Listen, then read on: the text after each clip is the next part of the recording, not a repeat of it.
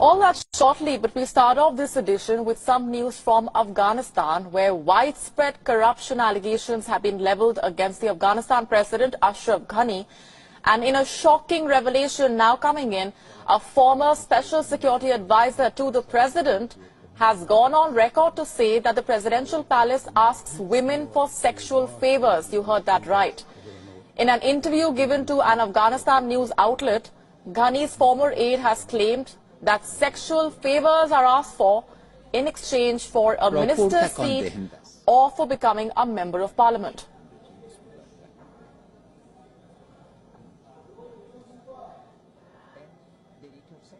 That's the revelation that's come in that interview with the Afghanistan news channel. It's a shocking revelation there coming in from the former special security advisor to the president.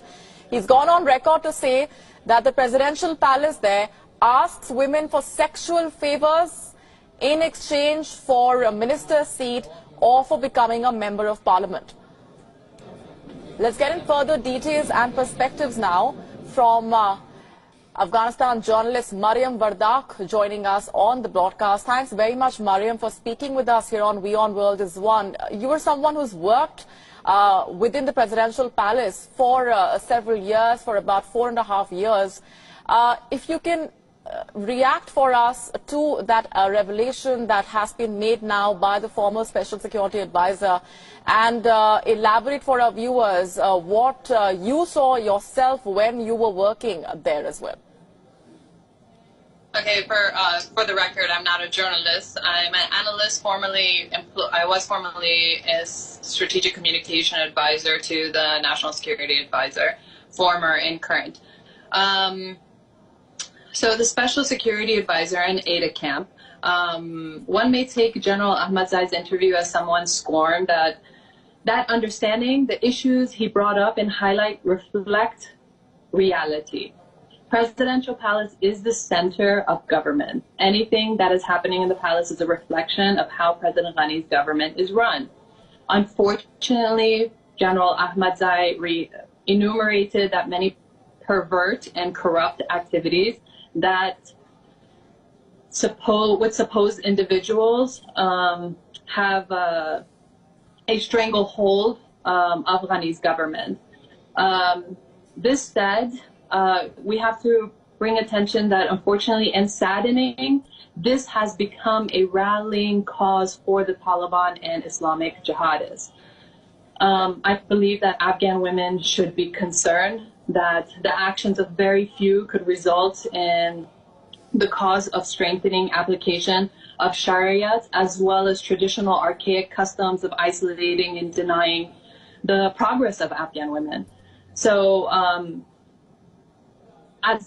in my personal experience, I tried my best when I was at the Office of the National Security Council for my attire and my image to be extremely modest, culturally and religious attire, appropriate with no makeup.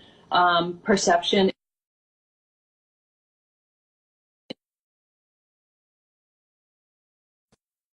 for several years now, as you're telling us as well. The concern here is that many people within the presidential palace who are currently working there would perhaps be absolutely fearful of speaking out in view of the action that possibly could be taken against them as well. So which is why all of this is kept under the wraps, it seems. Yes, of course. Obviously, if anyone speaks out against the presidential palace, then they're ostracized, as General Ahmadzai is an example. And then there's an active campaign to discredit them. This interview possibly could expose me to a defamation campaign as well. So if we look at the actual, if you reflect on the interview, General Ahmadzai is scorned because he was also a candidate for parliament and he had all these documentations as he was one of the finalists, and that the list of final winners went to President Ghani, and President Ghani checked off on who should be and who shouldn't be in the final list. There was an active social media campaign, and there were certain candidates who were parachuted in, where real candidates with the constituency are now manifesting in front of the presidential walls for their for votes to be recounted. These incidents, unfortunately, these are the incidents that cause people to come out and speak. I wish that they would come out before. But yes, maybe there are certain activities that are taking place that others can't mention for the fear of what the repercussions will be.